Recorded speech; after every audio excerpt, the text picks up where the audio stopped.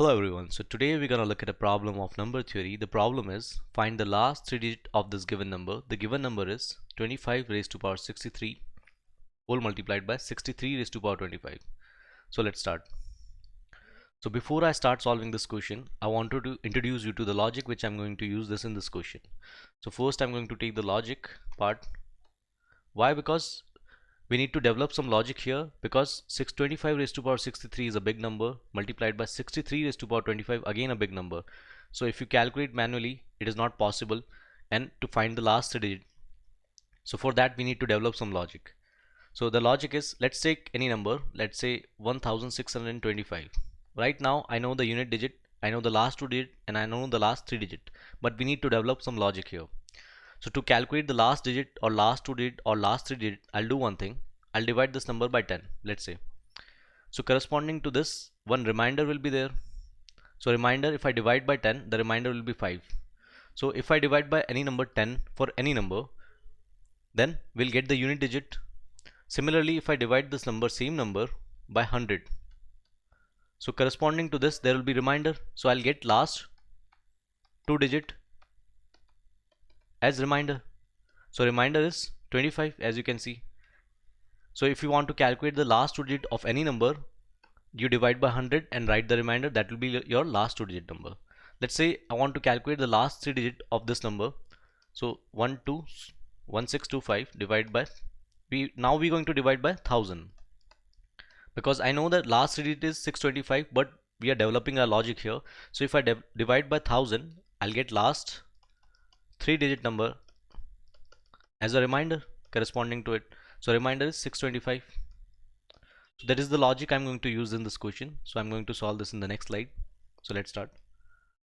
In the previous slide, we have learned about the logic how to calculate the last digit number. So let's say this number is capital N, and it is product of two numbers. The first number is 25 raised to power 63, and the second number is 63 raised to power 25. So let's try to generalize something from the first number. So that is 25 raised to power 63. So let's start with 25 square. So 25 square is 625. Now let's take 25 raised to power 3, that is 15,625. So I've noticed one thing is, when you take the power greater than 2, so every time the last three digit will be 625. So I can say that if you take 25 square or 25 cube or any number, so 25 square will be congruent to 25 cube is congruent to 24 cube is congruent to, so on up to 25 raised to power 63, I can say,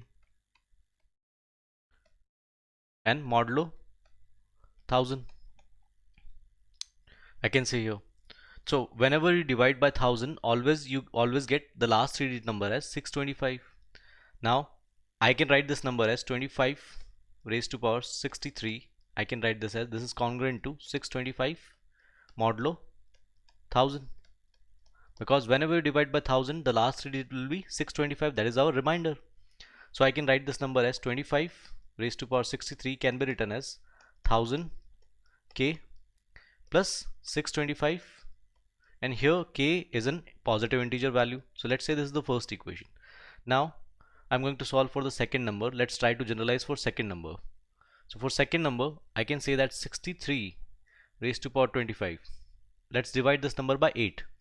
So this is congruent to r, I don't know, okay, the value of r, and modulo 8. Now why I'm dividing by 8 not by 1000, I'll tell you later. So when you divide this by 8, you will get this as 63 raised to power 25 is congruent to, the nearest is 64. So I can write this as minus 1 raised to power 25 mod 8. Now I can write this as 63 raised to power 25 is congruent to minus 1 raised to power 25 is minus 1 and mod 8.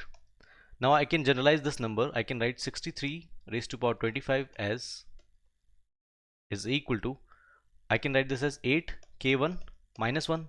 This number always can be written in the form of 8 k1 minus 1. Here k1 is a positive integer. So this is our second equation. Now our number is capital N. The value of n is equal to 25 raised to power 63 multiplied by 63 raised to power 25. So I'm going to substitute the value of 25 raised to power 63 from equation 1, that is 1000 k plus 625. Similarly, in the 63 raised to power 25 in the terms of k1, that is 8k1 minus 1. Now I'm going to solve this in the next slide. So in the previous slide, I got the value of capital N as 1000k plus 625 whole multiplied by 8k1 minus 1. So let's multiply. So we'll get this as 8000 k k1 minus 1000 k plus 625 into 8 k1 is 5000 k1 minus 625.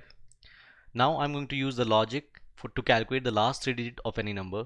So I'm going to divide the number n with 1000 and I'm going to calculate the remainder, and the remainder will be the last three digit number. So let's divide this number by 1000. So n is congruent to r, that is the remainder, and that is equal to the last three digit number and modulo 1000. So I'm going to divide by 1000. So if you observe here, the first term if I divide by 1000, then the remainder will be 0 because this is a multiple of 1000. Similarly, for the second term, if you divide by 1000, the remainder is also 0. Similarly, for the third term, the remainder will be 0. So on up to the last term. The last term will give you minus 625. So n is congruent to minus 625 modulo 1000. Now I'm going to add 1000 here to get the value of remainder, that is n is congruent to 375 modulo 1000. So our remainder is 375 and that is our final answer, that is equal to the last three digit number.